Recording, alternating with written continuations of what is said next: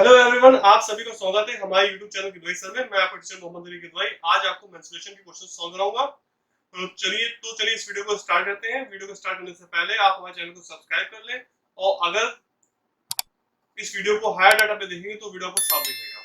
इस वीडियो में आपको कुछ क्वेश्चन सॉल्व कराऊंगा जिसमें आपको फिगर दे रखा होगा और कहा गया होगा कि आप छायांकित भाग का क्षेत्रफल निकालें या छायांकित भाग का परिमाप निकालें।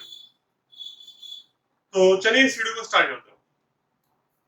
इसमें पहला क्वेश्चन कह रहा है कि एक 18 मीटर त्रिज्या वाले वृत्ताकार पार्क की बाहर से चारों तरफ 7 मीटर चौड़ा एक रास्ता है। रास्ते का क्षेत्रफल ज्ञात करें। यानी कि आपको एक 18 मीटर वाला ये आपको जो है एक वृत्त दे रखा था जिसका जिसका जो है त्रिज्या जो है 18 मीटर है और इसके बाहर में 7 मीटर रास्ता है चारों तरफ इसके। तो हमसे ये कहा गया है कि जो ये रास्ता है 7 मीटर का इसका हमें क्षेत्रफल निकालना है। ठीक है, तो अब एक चीज ये देखिएगा कि हम मानेंगे कि वृत्ताकार पार्क की त्रिज्या जो है वो हमें 18 मीटर दे रखी है यहाँ से यहाँ तक का। फिर अब देखिएगा ये 7 मीटर जो है ये रास्ते की चौड़ाई है, तो एक वृत्त इसके ऊपर भी बन रहा है, एक सर्किल और बन रहा है जो बड़ा सर्किल है। तो अब ये जो यहाँ से यहाँ तक का जो दूरी होगी वो कितनी होगी आपकी, वो जो है कैपिटल आर हो जाएगी। जो बड़े वाली जो आपका जो सर्किल है, बड़ा वाला जो वृत्त है उसका आपका जो है रेडियस का कैपिटल आर हो जाएगा। तो अब यहाँ पे देखिएगा रास्ता 7 मीटर चौड़ा है तो आता है ये एक बड़ा वृत्त बनाता है। ठीक है, जिसकी त्रिज्या क्या होगी, अब 18 मीटर यहाँ से यहाँ तक थी और उसमें 7 मीटर और जोड़ देंगे तो जो हमें कैपिटल आर जो है बड़े वाले सर्किल की, बड़े वाले वृत्त की हमें त्रिज्या निकल के आ जाएगी, तो वो 25 मीटर आ जाएगी। तो हमें रास्ते का क्षेत्रफल निकालना है। तो ये जो हमारा बड़ा वाला जो हमारा सर्किल है उसमें से हम छोटे वाले सर्किल का एरिया माइनस कर लेंगे तो हमें बीच वाला जो ये रास्ता है इसका हमें एरिया निकल के आ जाएगा। तो हमने वही किया कि जो रास्ते का क्षेत्रफल निकालने के लिए जो बड़ा वाला हमारा वृत्त था उसके क्षेत्रफल से छोटे वाले वृत्त के क्षेत्रफल को हमने माइनस कर दिया। यहाँ पे सारी वैल्यू पुट कर दी। कैलकुलेशन को छोटा करने के लिए यहाँ पे हमने a स्क्वायर माइनस b के स्क्वायर के फॉर्मूले से इसको हमने कर दिया। डायरेक्ट हम r की वैल्यू भी रख के सॉल्व कर सकते थे तो कैलकुलेशन लेंथी हो जाती, तो हमने यहाँ पे a square minus b square के फॉर्मूले से इसको खोल लिया तो a plus b a minus b हो गया। यहाँ पे सारी वैल्यू पुट करके इसका हमने एरिया निकाल लिया। अब क्या वाला क्वेश्चन देखेंगे, इसमें कहा गया है PQRS एक ऐसा वृत्त का व्यास है। PQRS एक ऐसा वृत्त का व्यास है जिसकी त्रिज्या 6 सेंटीमीटर है। इसकी त्रिज्या जो है 6 सेंटीमीटर है और रेखाखंड PQ, QR और RS इन सबकी लंबाई जो है सेम है। उसके बाद बताया गया है PQ और QS का व्यास मानकर अर्धवृत्त खींचे गए हैं। यानी कि PQ को और QS को, यानी कि PQ और QS यानी कि एक अर्धवृत्त ये खींचा गया और एक अर्धवृत्त ये खींचा गया। ठीक है, जैसे कि चित्र में दिखाया गया है। छायांकित भाग का परिमाप और क्षेत्रफल निकालें। अब ये छायांकित जो भाग है इसका हमको परिमाप और क्षेत्रफल निकालना है। अब देखिएगा कि वृत्त की त्रिज्या जो है 6 सेंटीमीटर दे रखी है, तो वृत्त जो आपका वृत्त का व्यास क्या होगा, इसका डबल हो जाएगा। ठीक है, तो वृत्त का व्यास जो होगा वो 12 सेंटीमीटर हो जाएगा, त्रिज्या का डबल हो जाएगा। तो अब व्यास आपका क्या होगा, यहाँ से लेके यहाँ तक होगा, तो पीएस जो होगा हमारा वो व्यास होगा वो 12 सेंटीमीटर हो जाएगा। अब देखिएगा बताया गया था कि PQ, QR और RS की लंबाई समान है। ठीक है, तो अब ये तीन पार्ट में PS डिवाइड हुआ है, एक PQ में हुआ, एक QR में हुआ और एक RS में हुआ। तीनों की लंबाई बराबर है तो हमें PQ और QR और RS निकालना होगा तो 12/3 कर देंगे, यानी कि 4 सेंटीमीटर का लंबाई होगी PQ की भी और QR की भी और RS की भी लंबाई 4-4 सेंटीमीटर की होगी। अब बताया गया है कि एक ये हम देखना है कि Q और S जो है इसकी लंबाई कितनी है, तो QS निकालने के लिए QR प्लस हम RS कर देंगे तो हमारा जो है QS की लंबाई निकल आ जाएगी। अब हमें सबसे पहले छायांकित भाग की परिमिति निकालनी है। तो छायांकित भाग में क्या क्या हमारा आ रहा है, एक हमारा अर्धवृत्त यानी कि एक सेमी सर्किल यहाँ से लेके यहाँ तक का ये पूरा आ रहा है, फिर एक हमारा ये वाला पार्ट आ रहा है और फिर एक ये जा रहा है हमारा। ठीक है, तो अब इसमें देखिएगा कि क्या क्या आएगा, 6 सेंटीमीटर वाले अर्धवृत्त का चाप, यानी कि आपका ये जो बड़ा वाला आपका सेमी सर्किल है, बड़ा वाला अर्धवृत्त है यानी कि P और S है, तो इसका व्यास जो हमारा 12 सेंटीमीटर था, तो इसका जो त्रिज्या होगी वो 6 सेंटीमीटर होगी। तो 6 सेंटीमीटर वाले जो है अर्धवृत्त का चाप होगा वो हो जाएगा हमारा दूसरा हमारा कौन सा पार्ट है, एक वाला पार्ट है PQ है। तो PQ की हमारी कितनी लंबाई आई थी, PQ की लंबाई हमारी आई थी 4 सेंटीमीटर। तो इसकी त्रिज्या जो होगी 2 सेंटीमीटर होगी, क्योंकि अर्धवृत्त का फॉर्मूला होता है पाई आर होता है। तो आर जो होगा वो त्रिज्या होगी। तो ये हम जब इस पार्ट की हम बात करेंगे, इस पार्ट की बात करेंगे, तो इस PQ की बात करेंगे, तो PQ हमारा जो है 4 सेंटीमीटर है, तो इसकी त्रिज्या 2 सेंटीमीटर होगी। तो 2 सेंटीमीटर वाला अर्धवृत्त हो जाएगा। जब हम QS की बात करेंगे, तो QS हमारा 8 सेंटीमीटर आया था, तो इसकी त्रिज्या कितनी होगी, 4 होगी।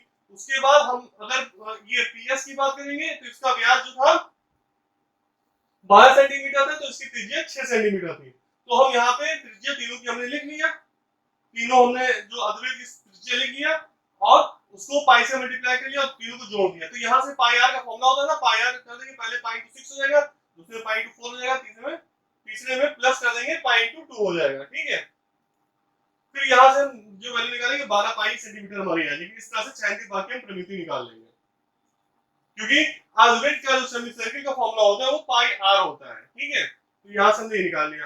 अब छायांकित भाग का क्षेत्रफल निकालना है। आप फिर देखिएगा क्या क्या आ रहा है छायांकित भाग में आपका, एक ये आपका सेमी सर्किल अर्धवृत्त है पूरा, ठीक है वो है, लेकिन उसमें इतना पार्ट छायांकित नहीं है। तो हम टोटल सेमी सर्किल में से हम इतना यानी इस सेमी सर्किल जो QS से बन रहा है, मतलब जिसका व्यास QS है, वो हम माइनस कर ले और इसमें इतना हम जोड़ दे PS PQ वाला, क्योंकि नीचे भी इसका पार्ट आ रहा है जो छायांकित है, तो हमारा छायांकित भाग का क्षेत्रफल निकल आएगा। तो हमने क्या किया कि PS व्यास वाले अर्धवृत्त का क्षेत्रफल, PS जो हमारा यहाँ से यहाँ तक हो रहा है, ये पूरा अर्धवृत्त हो गया, इसका क्षेत्रफल हो गया।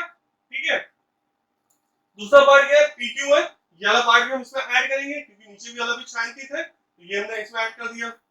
फिर माइनस करेंगे QS वाला, ये वाला जो हमारा व्यास वाला जो है, जो अर्धवृत्त है, इसको माइनस कर देंगे तो हमारा छायांकित भाग निकल आएगा। फिर यहाँ पे सारी वैल्यू लिख देंगे।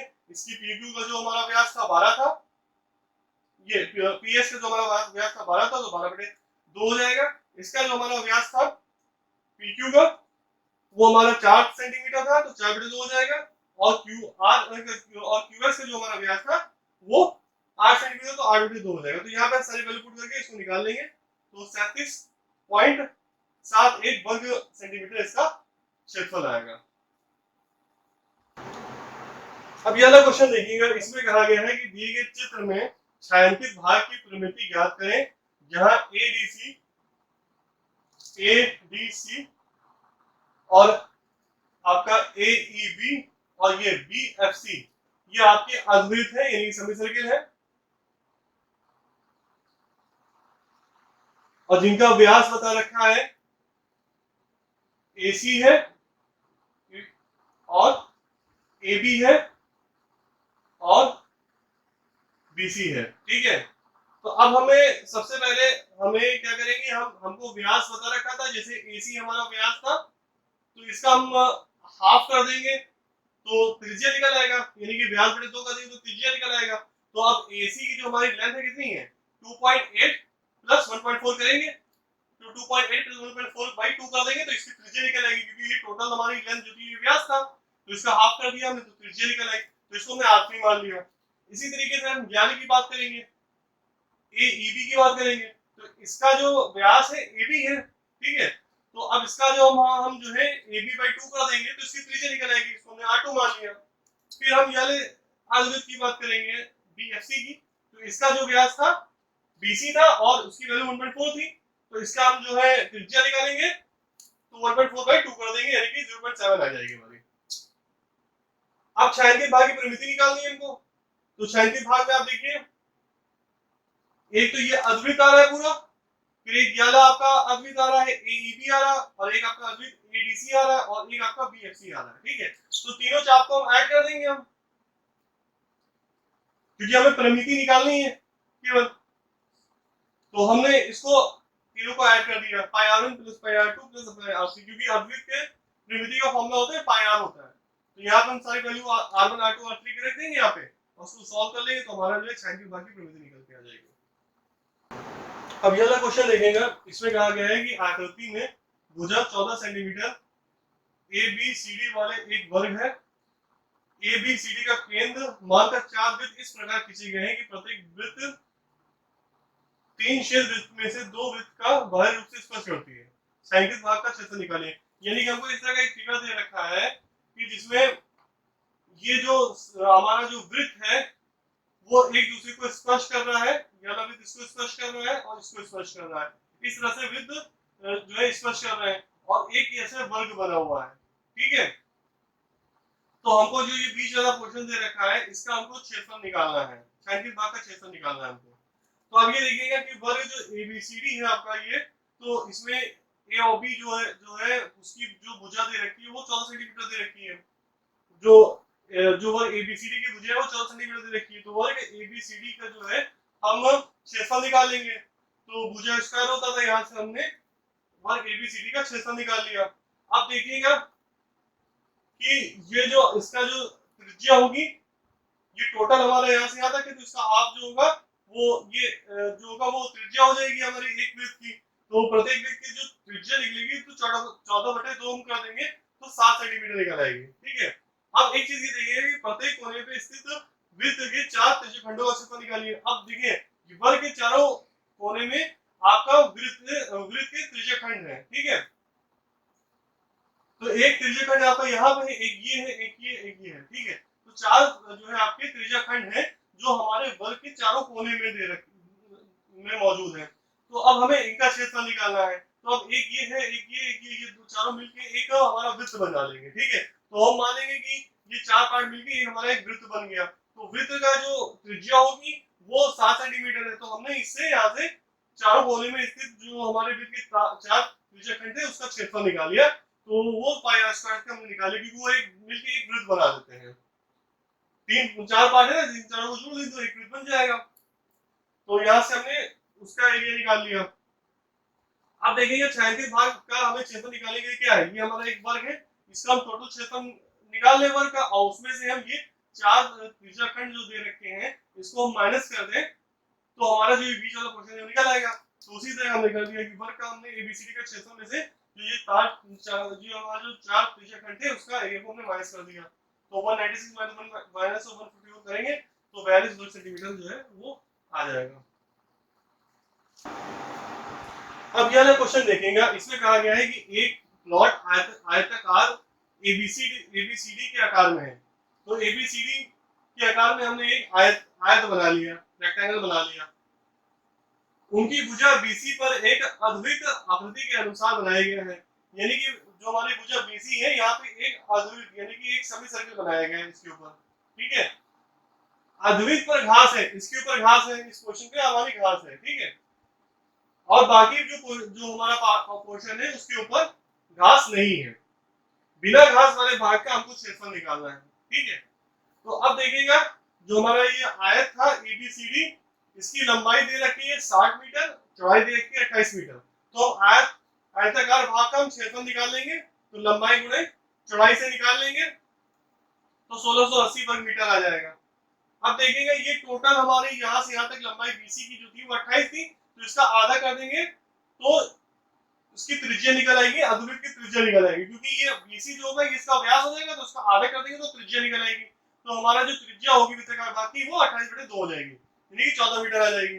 अब अधोवृत्त का हम क्षेत्रफल निकालेंगे तो इसका फॉर्मूला होता था 1/2 पाई आर स्क्वायर होता था। तो यहाँ पे हम सारी वैल्यू पुट करके हम अधोवृत्त का इस अधोवृत्त का क्षेत्रफल निकाल लेंगे, ठीक है। अब क्या करना है हमको शेष भाग का क्षेत्रफल निकालना है, यानी कि इतने पार्ट का हमको क्षेत्रफल निकालना है जिसमें घास नहीं है। तो आयत जो आयताकार भाग था उसमें से हम अद्वित वाला माइनस कर देंगे तो हमें इतना पोजीशन निकल के आ जाएगी। तो आयताकार भाग का जो क्षेत्रफल आया था 1680 आया था और अद्वित का जो क्षेत्रफल आया था वो 308 आया था। तो उसमें से हम माइनस कर देंगे तो हमारा जो शेष भाग का क्षेत्रफल निकल के आ जाएगा।